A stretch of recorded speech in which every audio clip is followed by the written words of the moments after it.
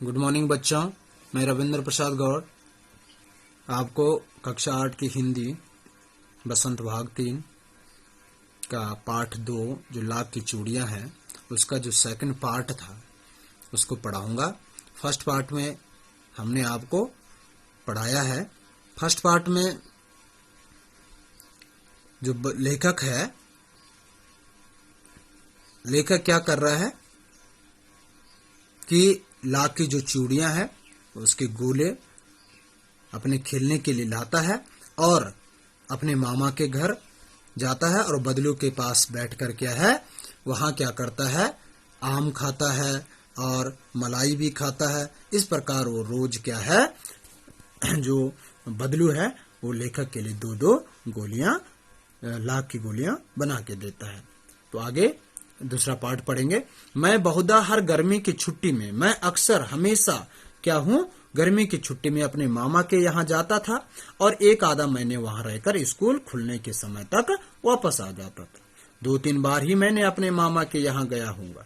मतलब कह रहा है, लेखक कह रहा है मैं 2-3 बार ही अपने मामा के यहाँ गया होगा, तभी मेरे पिताजी का तबादला मतलब बदली जो ट्रांसफर है वो शहर से कहीं दूसरी जगह हो गया है। इस कारण मैं अपने मामा के गांव में नहीं जा सका। तब लगभग 8-10 वर्षों के बाद जब मैं वहां गया तो इतना बड़ा हो चुका था कि लाख की गोलियां मेरे रुचि नहीं, गोलियों में मेरी रुचि नहीं रह गई थी। अतः गांव में होते हुए भी कई दिनों तक मुझे बदलू का ध्यान न आया। इस बीच मैंने देखा कि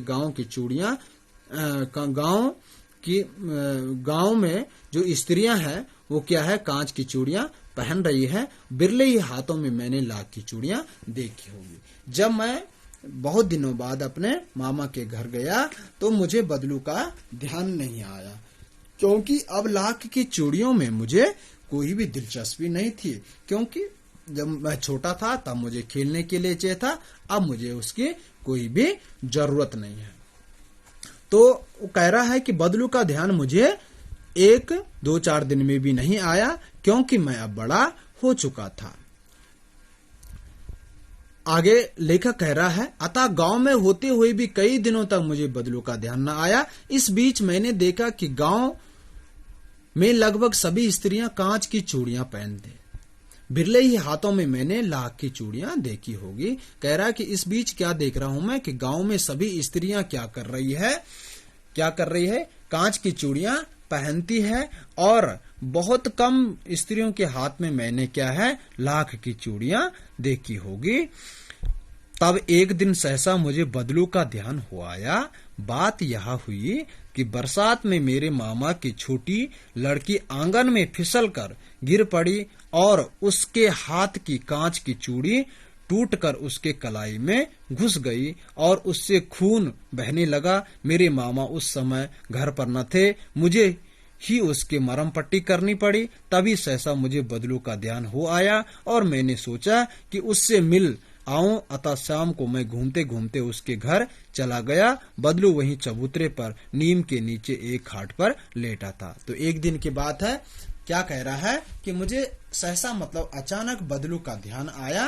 और वो भी ध्यान कैसे आया कि बरसात में क्या है, मेरी मामा की जो लड़की थी वो आंगन में फिसल कर गिर पड़ी थी और उसके हाथ में जो कांच की चूड़ियां पहन रखी थी वो उसकी कलाई में घुस गई थी और उससे खून बहने लगा।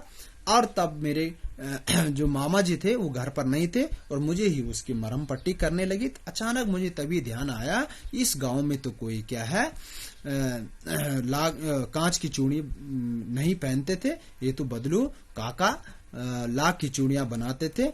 तब मुझे बदलू का ध्यान आया तो मैं शाम को घूमते घूमते क्या है बदलू के घर गया और क्या देखता हूं कि बदलू वहां चबूतरे पर क्या है, नीम के नीचे एक खाट पर लेटा था। क्या कहा मैंने, नमस्ते बदलू काका। लेखक ने कहा नमस्ते भैया।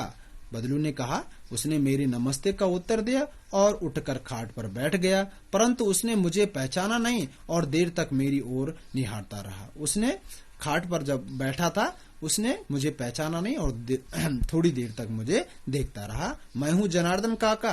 किसने कहा, लेखक ने कहा, आपके पास से गोलियां बनवाकर ले जाता था। मैंने अपने परिचय दिया। बदलू फिर चुप रहा, क्योंकि उसे याद नहीं आया, मानो वह अपने स्मृति पटल पर अतीत के चित्र उतार रहा हो। तब वह एकदम बोल पड़ा, आओ आओ लल्ला, बैठो, बहुत दिन बाद गांव आए हो। हाँ, इधर आना नहीं हो सका काका, मैंने चरपाई पर बैठे हुए उत्तर दिया। उसने कहा, मुझे इधर आना नहीं हुआ क्योंकि मेरे पिताजी का जो तबादला था वो किसी दूसरे शहर में हो गया था। कुछ देर फिर शांति रही। मैंने इधर उधर दृष्टि दौड़ाई, न तो मुझे उसकी मचिया ही नजर आई और न भट्टी। थोड़ी देर में इधर उधर देखता रहा, शांत बैठा रहा। फिर इधर उधर देखता, क्या देखता हूँ कि उसकी न तो मचिया और न ही उसकी भट्टी नजर आ रही। आजकल काम नहीं करते काका, मैंने पूछा। लेखक ने कहा, तो बदलू ने उत्तर दिया, नहीं लल्ला, काम तो कई साल से बंद है। मेरी बनाई हुई चूड़ियों को कोई पूछे तभी तो काम करूंगा, जब मेरी कोई बनाई हुई चूड़ियों को ले जाए। गांव गांव में कांच का प्रचार हो गया है। वह कुछ देर चुप रहा, फिर बोला, मशीन युग है न या लल्ला, आजकल सब काम मशीन से होता है। खेत भी मशीन से जोतते हैं, और फिर जो सुंदरता कांच की चूड़ियों में होती है वो लाख में कहाँ संभव है। बदलू उसे समझा रहा है कि बेटा अब क्या है, गांव में मशीनी युग आ गया है। यहाँ तक कि खेत भी सब लोग क्या कर रहे हैं, मशीन से जोतते हैं और कांच की चूड़ियां पहनते हैं, क्योंकि जो कांच की चूड़ियों में सफाई है वो लाख की चूड़ियों में कहाँ संभव है। लेकिन कांच बड़ा खतरनाक होता है, बड़ी जल्दी टूट जाता है। मैंने कहा, नाजुक तो फिर होता ही है लल्ला। कहते कहते उसे खांसी आ गई और वह देर तक खांसता रहा। किसने कहा? लेखक कह रहा है कि कांच तो बहुत खतरनाक होता है। तो मैंने कहा वो तो नाजुक भी होता है। फिर लेखक से कह रहा है, कौन? बदलू कह रहा है। और इतना कहकर उसे खांसी आ गई।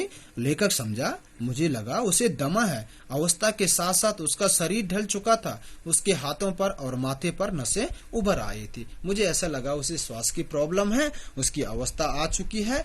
और उसकी अवस्था ऐसी, बुढ़ापे ऐसा आ चुका था कि उसके माथे और जो क्या मुंह का जो मुंह पे मतलब माथे में जो नसें हैं वो उभर कर आई हुई थी। जाने कैसे उसने मेरी शंका भांप ली। पता नहीं उसने कैसे मेरी शंका, मेरे मन के विचार को समझ लिया कि बेटा मुझे दमा नहीं है, मुझे फसली खांसी है। यही महीने 2 महीने से आ रही है, बस 10-15 दिन में ठीक हो जाएगी। फिर मैं चुप रहा। मुझे लगा उसके अंदर कोई बहुत बड़ी व्यथा छिपी है। मैं देर तक सोचता रहा कि इस मशीन युग ने कितने हाथ काट दिए हैं। कुछ देर फिर शांति रही जो मुझे अच्छी नहीं लगी। मैं थोड़ी देर जब चुप रहा तो मेरे अंदर क्या है, थोड़ा दुख भर आया। मैंने सोचा इस मशीन युग ने कितने लोगों के हाथ काट दिए हैं, कितने लोगों का रोजगार बंद कर दिए हैं। फिर मैं क्या है, फिर मुझे अच्छा नहीं लगा। आम की फसल अब